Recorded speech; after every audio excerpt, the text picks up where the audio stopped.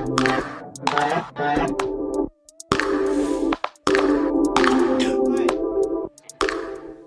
hello everyone, this is Luke Germain and I'm sitting here with Chris Rawlins and we are going to discuss and talk about his upcoming, almost ready, almost upcoming, almost released, very close to being released, which you'll shortly be able to buy, book called Drawing Thoughts. All joking aside, it is on its way. I've read it already, I think it's great, I'm sure you're going to really enjoy it.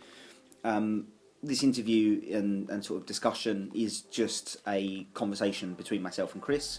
Hopefully it will be interesting and hopefully I'll keep it on track. So that's my little introduction and now I hand it over to the man himself. Chris, say hello to everyone. Hello, it's Chris. Sounding strange because it's just voice recorder. And there's Chris. So I think first things first, I've watched the videos on the website and I've read the contents and I've also been lucky enough to see this book sort of in its early stages and it's quite exciting, but something that perhaps isn't immediately clear is the fact that the content in this book is what I would consider to be offbeat solutions to the really classic premise of the drawing duplication.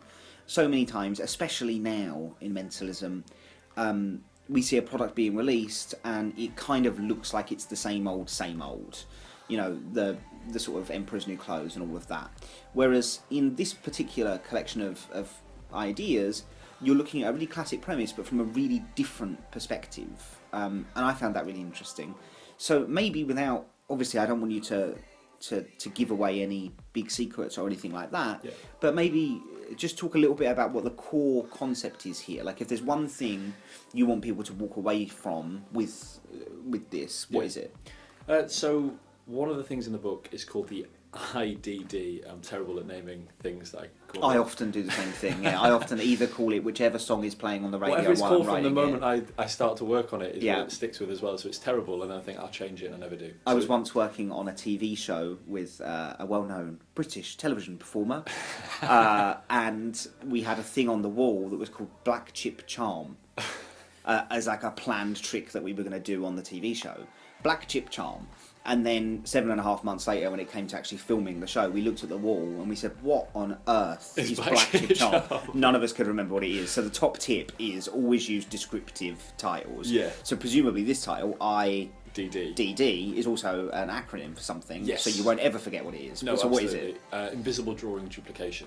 Okay, interesting. So this is sort of giving a couple of hints to the direction that perhaps the methodology goes in as well. Yeah. And I think that's fine because there's so much detail in the book and there's so many different approaches to this particular concept. But this, I think the really interesting thing about the IDD... It's hard to say as well. It is, yeah. I think the really interesting thing is that it allows you to draw a drawing duplication without actually drawing anything. Yeah. I think that's the most backwards, bizarre, counterintuitive thing, and it probably sounds like a riddle if you're listening to this. It's not meant to be. But why don't you talk a little bit about what these conditions allow? Because they're kind of unique to this particular approach. Yeah. So this part of the book really is, in my opinion, I think the rest of it is fantastic and I'm really excited for everyone to read it, but the IDD section is really where it all kind of builds to, and that's kind of towards the end of the book. Especially because some of the things earlier in the book are earlier versions of the IDD. That will all make sense once you've read it. So we're seeing a kind of evolution Progression from start to finish. they're kind of ordered in a way that shows the I really enjoy that. I like how my head knowing. works. Yeah, I like seeing how the material shifts and changes and why as well. I think that's a great way of structuring a book. So yeah. So the IDD gives you like, in strange ways, you can do this over Skype or FaceTime if you want to. That's not really applicable for what I do, but you can. It's an interesting potential, isn't it? Like I always end up looking at stuff and saying to myself, "Oh, that could be done over the telephone." Yeah. And then I vanish off into some weird fantasy where I'm like having a telephone interview with with some newspaper, and then I have to do a trick over the interview, otherwise they will be really horrible. Yeah. It's never happened to me yet, but it is always good to have a little bank of stuff that could work over the phone or the internet. And it's kind of fun to mess with friends that already know how you do things. Right. But it works in those situations. But the conditions that I'm interested in are as fair as someone goes out of the room or they fly to a different country is an exaggeration. Well, I mean, technically it's not. It just would take a long time. It would be a very long effect. It'd be a very long trick, yeah. Worthy of the good old days shows when they were 7 hours long. The first act, they draw. Second one I do. So they draw and they can go out of the room or to the other side of the room. Or what's quite good if you're in a casual situation, and this is kind of something I like to carry around on me for those situations as well, is they can go to like the bathroom, or you can go and get another coffee and they draw or something. And then they fold up their picture and they can hold it in their hand as a closed fist, or put it in a pocket or a wallet or a purse, depending on who they are. And then without ever having to peek that drawing, you can commit to your impressions and isolate them for everyone to see. And then both images match. But you do this in such a way that means you never have to secretly peek their information before you apparently draw. The thing, having had the trick both performed to me and also played around with it since you shared it with me, I think one of the really interesting things here is that it kind of reverse engineers any moment of attention. Yeah. So ordinarily in a drawing duplication, you ask the person to make the drawing, and then it goes in the envelope, or you bake it into the loaf of bread, or whatever crazy thing has been sold on last week's DVD. Yeah.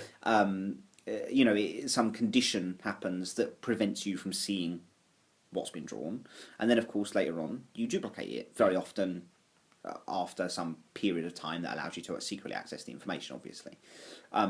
In this particular trick, you never actually come near the spectator's drawing at any point. No. Equally, the drawing doesn't even actually need to physically exist. It can be a drawing that is only in their mind. Yeah. I don't think that would necessarily be the right choice, because I think the trick is better when you have, a side-by-side image. I tried to kind of stay along the straight line of the traditional drawing duplication, whereby they draw and then you draw.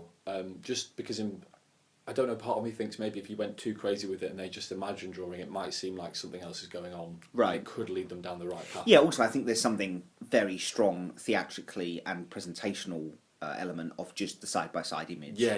The idea of like everybody chasing this insane notion of propless mind reading. Yeah, it doesn't interest me. Yeah, it doesn't interest me either. Like, I happen to be a mind reader that uses visual aids because I have respect for my audience. Yeah, my stuff has to work. Yeah, exactly. Exactly. But that's kind of the feeling that I have here. This is a propless demonstration of mind reading, because in my mind you're not considering the piece of paper that they draw their image on a prop, because without the paper and the pen they can't make a drawing. Yeah.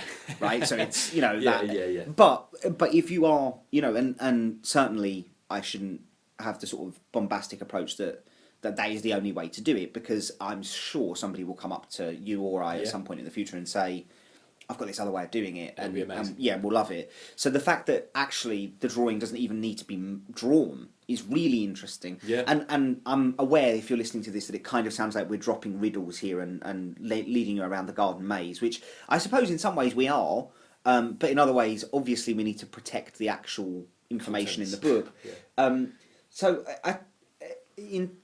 For me, the conditions that are existing with this drawing duplication are really interesting. It's also really interesting because it opens up the way that we think about the drawing duplication to a new direction. This isn't a book full of make an impression pad and then do this. This is a different way to go, and I think it's really great. And I wonder, maybe something really useful would be your top 3 tips. So let's imagine that I've just got the book. Yeah. I've just finished reading it, and now I can come back to this little recording we're making and get your top 3 tips for making the trick work for real people.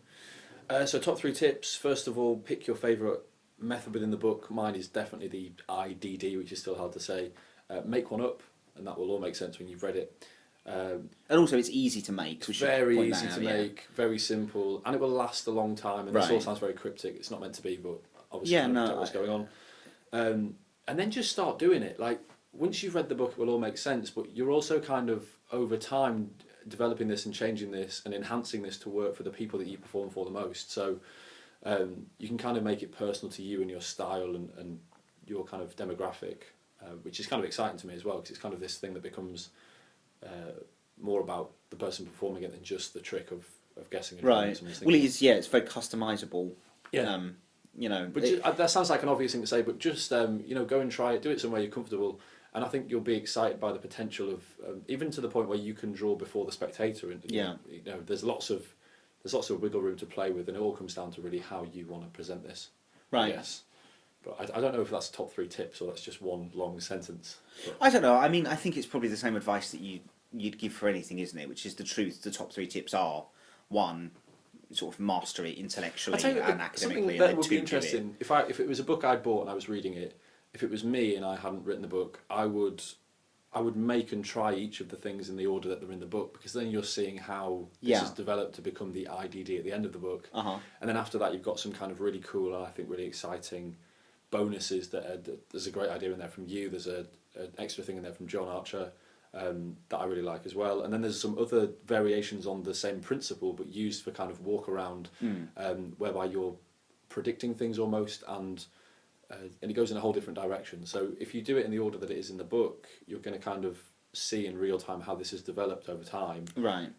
To the point where you might be so excited by the method at the end that you come up with something even better than what's in the book. Well, I mean, let's hope, right? Yeah, and then show it to show it to us. Yeah, for sure. I mean, yeah, I think that there is the potential that this will certainly open up the doors to a new direction when it comes to things like drawing duplications, and there are, as you've already said, many different potential uses for this concept of the IDD. And I wouldn't be at all surprised if we start to see others developing material with this. As long as they remember where they found it first, I'm more than happy with that. But that seems to be a skill that's less and less in mentalism today, is remembering the credits for things. And that brings us on to an interesting sort of topic here, which is the crediting for the ideas here. Like we look through sort of the history of mentalism and magic, and the core principles have been explored in different ways by different people, beginning with Corinda, and actually even in modern magic and magic without apparatus, there are little kernels of ideas here, but I've never seen it developed in this direction, and that's what I think makes it exciting. So even if you are a really seasoned magician that's been reading, magic books from 500, 600 years ago right the way through to today, it's still something a bit different, a bit new. Yeah, no, I mean, he is. He is. Reassures me that it is. Yeah, it's for sure. It's definitely worthy of being added, and I think that's... And there are credits in the book, which is exciting. Like, as you said, most people probably just flick over that page. Yeah, I think that's interesting.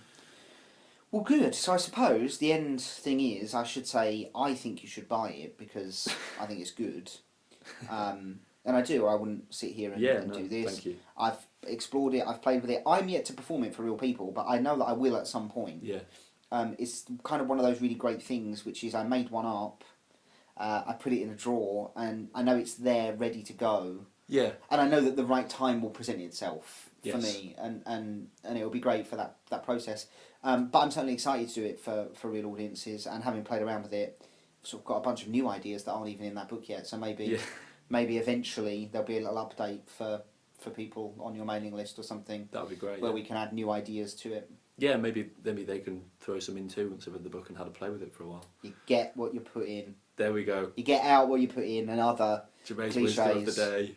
Hashtag Germai said.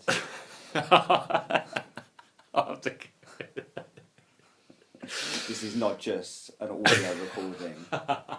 This has been Luke and Chris. So thank you very much for listening. Thank you for signing up, and see you soon. Goodbye.